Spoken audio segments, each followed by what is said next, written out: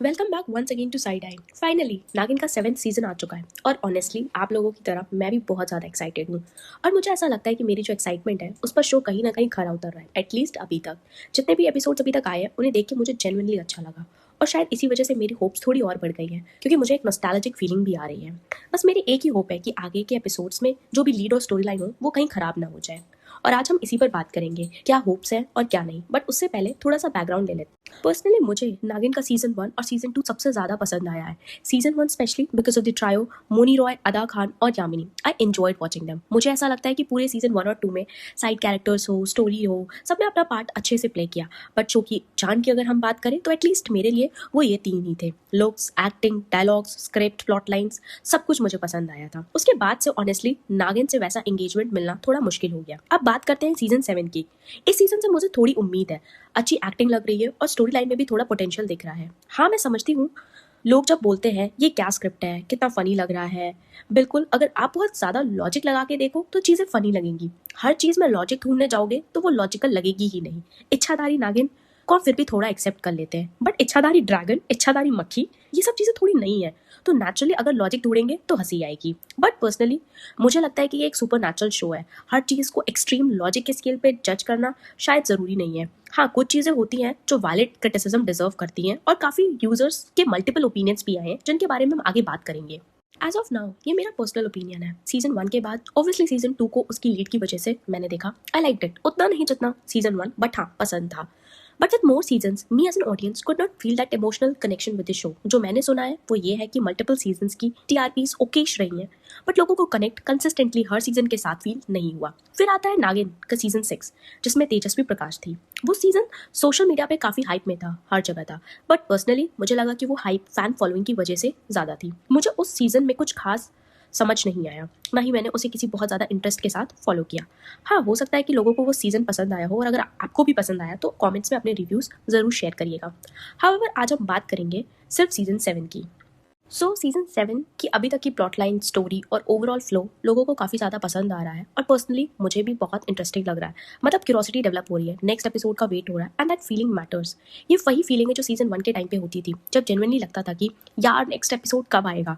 So yes, I really appreciate that कि वो excitement थोड़ी सी वापस से रिवाइव हुई है। बट जब मैं मल्टीपल सोशल मीडिया प्लेटफॉर्म्स पर देखती हूँ कि लोग नागिन को लेके क्या डिस्कस कर रहे हैं, तो सबसे पहला पॉइंट जो रिपीटेडली सामने आता है वो है AI, VFX और विजुअल्स। इस पे मेरा पर्सनल ओपिनियन ये है कि कहीं ना कहीं AI बेस्ड VFX ने शो को बचा लिया है।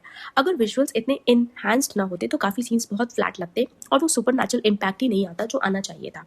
हाउएवर एक चीज़ जो मुझे पर्सनली भी लगी और जो सोशल मीडिया पे भी काफ़ी लोग बोल रहे हैं, AI का यूसेज काफ़ी बेसिक है, बहुत ज़्यादा बेसिक। कुछ पॉइंट्स पे वो चाइल्डिश और अनइंटेंशनली फनी भी लगता है। और जब आप एक इतनी बड़ी फ्रेंचाइज बेस्ड शो बना रहे हैं जिसकी टीआरपी स्टार्टिंग में ही टॉप पे आ रही है, तो एक्सपेक्टेशंस ऑटोमेटिकली उस लेवल की होती है। लोग एक्सपेक्ट करते हैं कि VFX टॉप नॉच हो, अटेंशन टू डिटेल हो, विजुअल कंसिस्टेंसी हो, और यहीं पे क्वालिटी के लेवल पर डिसअपॉइंटमेंट आती है काफ़ी ज़्यादा। फॉर एग्जाम्पल, आप जो ड्रैगन दिखा रहे हो, अगर उसके रूट्स कहीं ना कहीं चाइनीज मैथोलॉजी से रिलेट किए जा रहे हैं तो एटलीस्ट वो ड्रैगन चाइनीज ड्रैगन जैसा तो लगना चाहिए। चाइनीज ड्रैगन जैसे ट्रेडिशनली डिपिक्ट किए जाते हैं, लॉन्ग, सर्पेंटाइन, मिस्टिकल। यहाँ ड्रैगन ज़्यादा वेस्टर्न ड्रैगन जैसे लग रहे हैं। ये सब छोटी छोटी चीज़ें हैं जो स्टोरी को कम्प्लीटली खराब तो नहीं करती, बट आप फनी इफेक्ट जरूर क्रिएट कर देती है, जो शायद मेकर्स का इंटेंशन नहीं था। मेरी टेक ये है, AI ने विजुअल्स को इम्प्रूव तो किया है बट बेस्ट नहीं बनाया। इससे काफ़ी ज़्यादा बेटर हो सकता था, specially because the show carries a big name, big legacy and huge fan expectations. Next major topic जिसके बारे में लोग बहुत बातें कर रहे हैं, और ऑनेस्टली ये डिस्कशन इंडियन टीवी का हमेशा से रहा है, दैट इज प्रियंका का मेकअप और overall look in the show. Indian TV का एक पैटर्न रहा है, फीमेल कैरेक्टर्स को या तो एक्सट्रीमली ग्लैमरस दिखाया जाता है या फिर एक्सट्रीमली नर्डी। इनके बीच का जो मिडिल ग्राउंड है, जहाँ पे हम जैसे नॉर्मल लोग एग्जिस्ट करते हैं इन द रियलिटी, वो ऑलमोस्ट कहीं दिखाई ही नहीं देता है। जैसे फुल मेकअप के साथ सोना, फुल मेकअप के साथ उठना, हर वक्त परफेक्टली मेंटेन रहना, या फिर एक्सट्रीमली अपोजिट। वहीं on the other hand nerdy दिखाने के लिए bunny teeth, darker skin tone, weird hair style और ड्रेसिंग सेंस। पर्सनली मुझे लगता है नर्डी होना फेशियल फीचर्स या बॉडी फीचर्स का कोई टॉपिक नहीं है, वो एक पर्सनैलिटी ट्रेट होता है। If your personality is not sharp, you come across as nerdy, not because of your skin colour, teeth, hair और बॉडी। इस तरह के डिपिक्शन से लोगों के दिमाग में गलत पर्सपेक्टिव्स और रेशियल स्टेरियोटाइप्स बिल्ड होते हैं, जैसे bright skin is equal to smart and darker skin tone means nerdy या इंफीरियर। और ये नैरेटिव पर्सनैलिटी के कॉन्सेप्ट को ही इरेज कर देता है, which is honestly very problematic. हाँ, एक इंटरेस्टिंग पर्सपेक्टिव मुझे रिसर्च के टाइम पे मिला। एक कमेंट जो मुझे काफी लॉजिकल लगा। तो कमेंट स्टेट्स कि मे बी ये एक इंटेंशनल अटेम्प्ट हो। शायद इस सीजन की नागिन चाहती है कि जिन विलेन से उसे रिवेंज लेना है वो उनके साथ पहले फेमिलियर हो जाए, उन्हें समझ ले, और इसलिए उसका इनिशियल लुक बिल्कुल डिफरेंट रखा गया हो ताकि विलेंस उसे पहचान ना पाए। एंड फाइनली जब वो अपने नागिन फॉर्म में रिवेंज लेने आए तब वो कम्प्लीटली डिफरेंट लगे। ऑनेस्टली ये पर्सपेक्टिव बिल्कुल पॉसिबल लगता है, बट ये सब तो आगे की स्टोरी ही कंफर्म करेगी। अभी के लिए हम मेकर्स को ये बेनिफिट ऑफ डाउट दे सकते हैं।